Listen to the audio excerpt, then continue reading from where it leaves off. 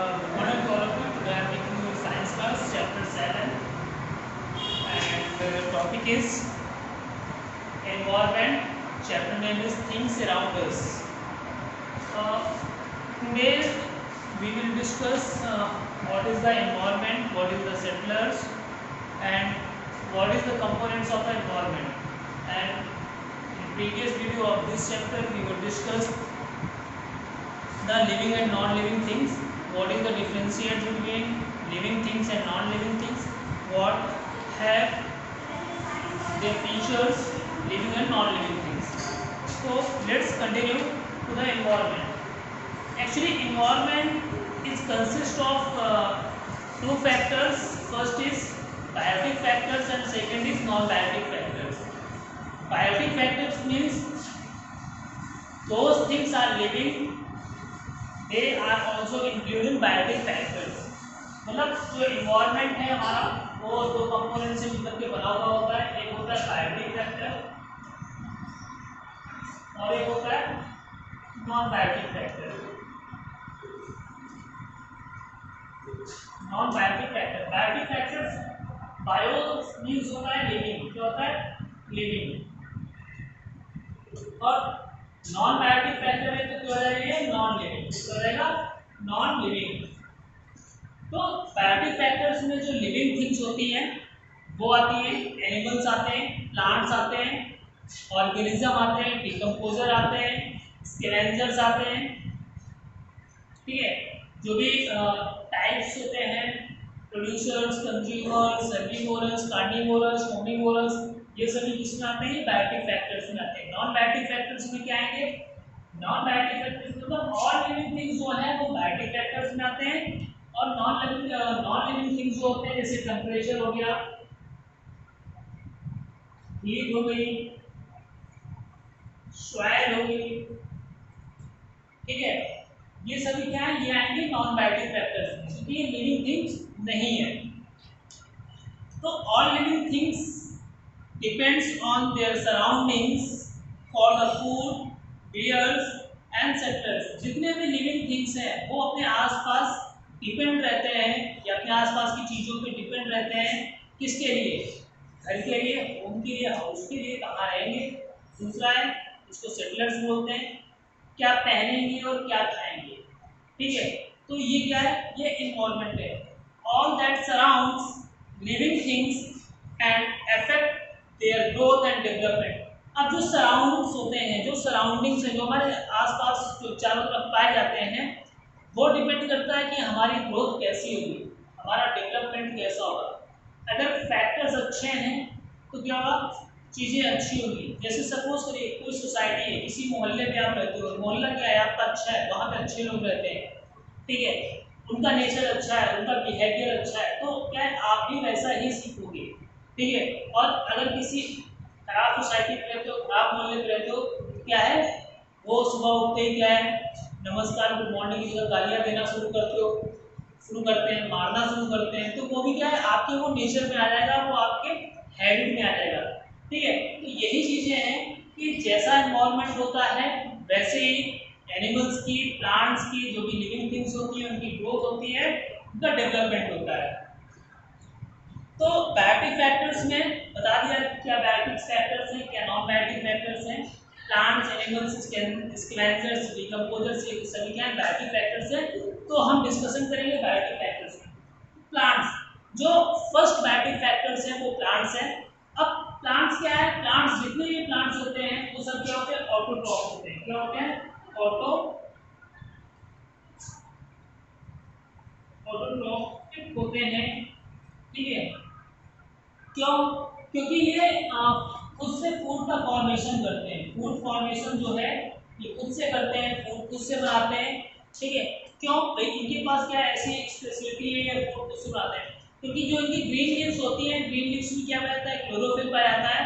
उसको किचन बोलते हैं प्लांट्स का, जहाँ पर वो क्या करता है कि जो सनलाइट होती है उसको लीव्स के थ्रू क्लोरोफिल क्या करता है? ट्रैप करता है. एटमॉस्फेयर से कार्बन डाइऑक्साइड लेता है. जो सॉइल है, जो जमीन है, वहाँ से वाटर और मिनरल्स देकर क्या करता है? जो लीव्स होती है, लीव्स में क्लोरोफिल होता है, क्लोरोफिल में इसको बेटा होता है. ठीक है, वो क्या करता है वहाँ पे फूड का फॉर्मेशन करता है।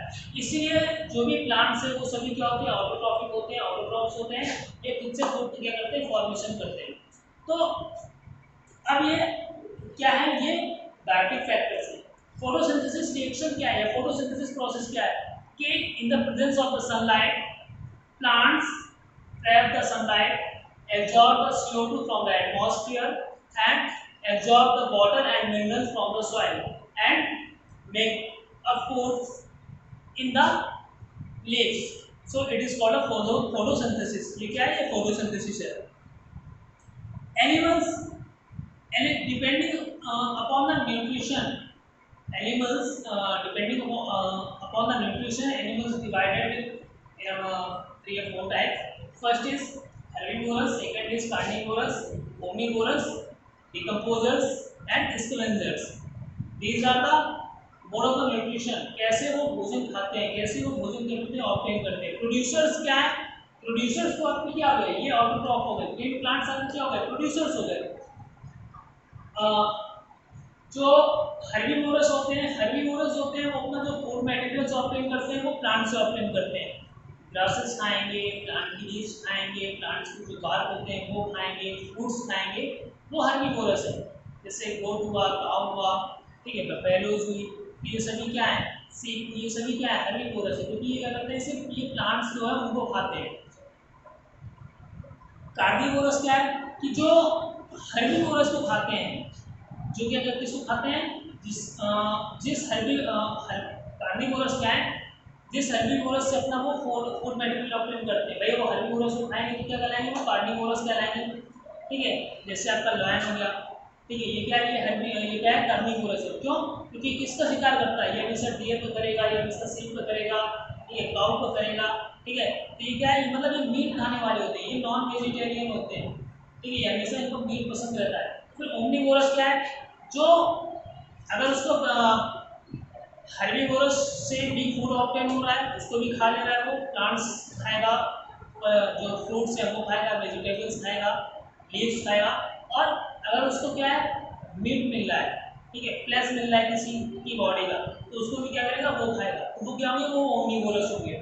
ठीक है, अब आते हैं डिकम्पोजर। किसी भी डेड एनिमल्स या किसी भी डेड प्लांट्स की बॉडी से जो फूड ऑब्टेन करते हैं, जो उससे फूड लेते हैं, वो क्या कहलाते हैं, डिकम्पोजर, स्कैवेंजर्स डिकम्पोजर कहलाते हैं। ठीक है, ये क्या करते हैं, जो डिकम्पोजर होते हैं, जो कि डेड बॉडी होती है, तो डेड बॉडी क्या होती है कि वो डिफरेंट टाइप की मिनरल से मिलकर के बनी होती है। उसकी बॉडी में फॉस्फोरस होता है, कैल्शियम होता है, मैग्नीशियम होता है, पोटास होता है। तो ये क्या करते हैं, जो डिकम्पोजर होते हैं वो धीरे धीरे क्या करते हैं, उस डेड बॉडी को क्या करते हैं, डिस्ट्रॉय करना चालू करते हैं, और उसकी जो डेड बॉडी होती है उसको क्या करते हैं, सॉइल में मिक्सअप कर देते हैं। ठीक है, ये लाइक माइक्रो ऑर्गेनिज्म होते हैं, फंगस होते हैं, बैक्टीरिया होते हैं। ठीक है, तो जब कोई डेड बॉडी किसी एनिमल्स के आसपास पड़ी हुई होती है, क्या होती है, उसमें स्मेल्स आती है। क्या होता है, वहाँ पे बैक्टीरिया और फंगस क्या अपना वर्क कर रहे होते हैं, और उसको धीरे धीरे क्या करते हैं, डिकम्पोज करते हैं सॉइल में, और आप कुछ दिन बाद देखते हो कि उसकी क्या है, जो बोन्स होती हैं वो बचती हैं। ठीक है, और इसके बाद जो स्कूल्स वगैरह होती है वो सब कलर की डिकम्पोज हो जाती है। तो ये चीज़ हो गई डिकम्पोजर की। अब आते हैं स्कैवेंजर्स, जो डेड बॉडी से ही अपना फूड ऑब्टेन करते हैं। कोई है जो वल्चर्स वगैरह होते हैं, क्या करते हैं, वो डायरेक्टली आके डेड बॉडी किसी पड़ी हुई है उससे अपना फूड ऑब्टेन करेंगे, ये क्या कहलाते हैं, ये स्कैवेंजर्स कहलाते हैं। स्कैवेंजर्स और डिकम्पोजर्स एक ऐसा एनिमल्स हैं या ऑर्गेनिज्म है, सॉरी, कि वो क्या है कि दो तरीके से वर्क करते हैं। एक तो जो भी डिकम्पोज हो रहा है इस अर्थ के, ठीक है, तो अर्थ में क्या है, अर्थ में डिफरेंट टाइप के जो मिनरल्स हैं वो पाए जाते हैं, calcium, potassium, magnesium, phosphorus, zinc, iron. ठीक है, तो उसकी बॉडी को डिकम्पोज किया, तो वो क्या करते हैं, सॉइल में उसी चीज़ को फिर से मिक्सअप कर देते हैं, जिससे क्या होती है, सॉइल फर्टाइल बनी रहती है।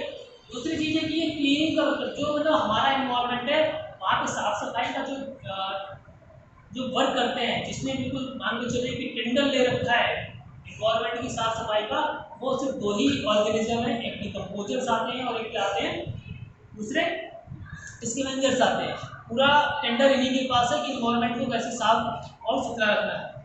ठीक है, अब आते हैं कि इंटरेक्शन एमंग बायोटिक कंपोनेंट्स, क्या इंटरेक्शन हो सकता है बायोटिक और जो इन्वायरमेंट है? भाई इंटरेक्शन ही हो रहा है ना, इन्वायरमेंट में हम रह रहे हैं तभी हमारा इंटरेक्शन हो रहा है। हम किसी एक चीज़ के लिए दूसरे के ऊपर डिपेंड है, फूड के लिए हम प्लांट्स के ऊपर डिपेंड है, फूड के ऊपर हम हर्बीवोरस के लिए डिपेंड है। तो ये क्या है? इंटरेक्शन है। Without interaction, without contribution, without collaboration कोई भी चीज़ क्या है? पॉसिबल नहीं है। तो हम जो ह्यूमंस हैं वो डिपेंड रहते हैं प्लांट्स के ऊपर और अदर्स एनिमल्स के ऊपर, इसके लिए फूड मटेरियल्स के लिए। ठीक है, मैंने आपको पहले बता दिया कि हर्बीवोरस जो प्लांट वो एनिमल्स हैं, वो ऑर्गेनिज्म है जो क्या करते हैं? वो सिर्फ प्लांट्स को खाते हैं, उससे अपना फूड मटेरियल ऑब्टेन करते हैं। ठीक है, कार्निवोरस क्या है? जो हर्बीवोरस को मार करके जो है अपना फूड मटेरियल ऑब्टेन करते हैं, वो कार्निवोरस कहलाते हैं। और ओमनीवोरस क्या होते हैं? जो हर्बीवोरस से भी फूड मटेरियल ऑब्टेन करते हैं और वो कार्निवोरस से भी करते हैं, तो क्या कहलाते हैं? ओमनीवोरस। हर्बीवोरस के जो एग्जांपल्स हैं वो डियर हुआ, गोट हुआ, काऊ हुआ, सीप को, ये क्या है? हर्बीवोरस के। कार्निवोरस क्या है? ये कार्निवोरस की आपकी लॉयन हो गया, ये आपका कार्निवोरस का है। ठीक है, ओमनीवोरस क्या है? ह्यूमंस हो गया। ठीक है, डॉग हो गया, ये सब क्या है? ये ओमनीवोरस के एग्जांपल्स हैं। स्कैवेंजर्स डिकम्पोजर के बारे में डिस्कशन हो गया, कौन स्कैवेंजर से कौन डिकम्पोजर है। फिर क्या है कि जो नॉन बायोटिक या अबायोटिक जो फैक्टर्स हैं एनवायरनमेंट के कंपोजिशन में जो होते हैं, मतलब जो एनवायरनमेंट को बनाते हैं, तो सबसे पहले बात करते हैं लाइट की। लाइट जो है एक अबायोटिक फैक्टर्स है या नॉन बायोटिक फैक्टर्स है। ठीक है, अब जितने भी प्लांट्स होते हैं या ह्यूमंस होते हैं या एनिमल्स होते हैं, क्या होता है कि इनको ग्रोथ करने के लिए, इनको डेवलपमेंट करने के लिए कहीं ना कहीं एक फिक्स क्वांटिटी ऑफ लाइट की जरूरत पड़ती है। क्योंकि कुछ जो मूवमेंट होते हैं, कुछ मूवमेंट जो होते हैं प्लांट्स में, जो रूट और शूट्स में होते हैं, वो कुछ लाइट के लिए होते हैं। तो जो लाइट वाला मूवमेंट होता है, ठीक है, जो वो स्टेम में होता है, जैसे ही उसको लाइट मिलती है स्टेम्स क्या होते हैं? वो ऊपर की तरफ बढ़ता है। और जो ग्रेविटेशनल मूवमेंट होता है, ग्रेविटी के लिए होता है, वो क्या होता है? रूट में होता है। वो रूट जो होती है वो नीचे की तरफ जाती है। ठीक है, फूड का जो फॉर्मेशन होता है वो भी लाइट के ऊपर डिपेंड रहता है। विदाउट लाइट, विदाउट सनलाइट क्या है? फूड का फॉर्मेशन नहीं होगा, फूड का फॉर्मेशन नहीं होगा। ठीक है, तो वो प्लांट जो है वो सर्वाइव नहीं कर पाएगा, तो उसको खुद को सर्वाइव होने के लिए फूड चाहिए। ठीक है, दूसरी चीज़ है कि जो एनिमल्स फूड के ऊपर डिपेंड है, तो जो हमारा हर्बीवोरस जो स्पीसीज है वो क्या हो जाएगी? वो खत्म हो जाएगी। ठीक है, तो इसलिए क्या है? लाइट जो है एक मोस्ट इम्पोर्टेंट अबायोटिक फैक्टर्स है इन्वायरमेंट के कंपोजिशन में। तीसरा टेम्परेचर्स। टेम्परेचर्स क्या है कि मतलब किसी चीज़ को हम फील करते हैं कि कितनी वो ठंडी और कितनी वो गर्म है। ठीक है, इसको हम मेजर कर सकते हैं, यही क्या है? टेम्परेचर है। अब टेम्परेचर जो है सभी पूरे अर्थ में एक यूनिफॉर्म टेम्परेचर नहीं रहता, सभी का टेम्परेचर अलग अलग होता है। इक्वेटर्स में टेम्परेचर अलग होता है, हॉट टेम्परेचर होता है। जो पोलर रीजन होते हैं वहाँ का टेम्परेचर बहुत कूल होता है, बहुत ठंडा होता है। ठीक है, तो पूरे अर्थ में क्या है? डिफरेंट टाइप का टेम्परेचर है। और हम डिपेंड ऑन द टेम्परेचर जो डिस्ट्रीब्यूशंस हैं इस अर्थ में, कि प्लांट्स कहाँ पे ज़्यादा होंगे, एनिमल्स कहाँ पे ज़्यादा होंगे, कहाँ पे पॉपुलेशन ज़्यादा होगी, कहाँ पे पॉपुलेशन कम होगी, ये डिपेंड करता है टेम्परेचर्स पे। ठीक है, जो पोलर रीजन्स होते हैं वहाँ पे क्या होता है? पॉपुलेशन कम होती है। ठीक है, और जो इक्वेटर रीजन्स होते हैं वो वहाँ भी होती है, पॉपुलेशन ज़्यादा होती है। तो टेम्परेचर जो डिपेंड करता है डिस्ट्रीब्यूशन ऑफ द पॉपुलेशन, चाहे वो प्लांट की हो चाहे वो एनिमल्स की हो। ठीक है, फिर आते हैं कि कोल्ड ब्लडेड एनिमल्स और वार्म ब्लडेड एनिमल्स।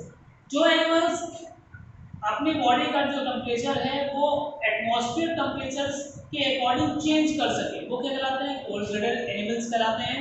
और ऐसे एनिमल्स जो क्या हैं, जो रेप्टाइल्स हैं, इंसेक्ट्स हैं, ठीक है, एम्फीबियंस हैं, ये क्या है? ये अपनी बॉडी का टेम्परेचर चेंज करते रहते हैं। भाई एम्फीबियंस है, कुछ देर उनको पानी के अंदर रहना है, कुछ देर उनको जमीन पर रहना है।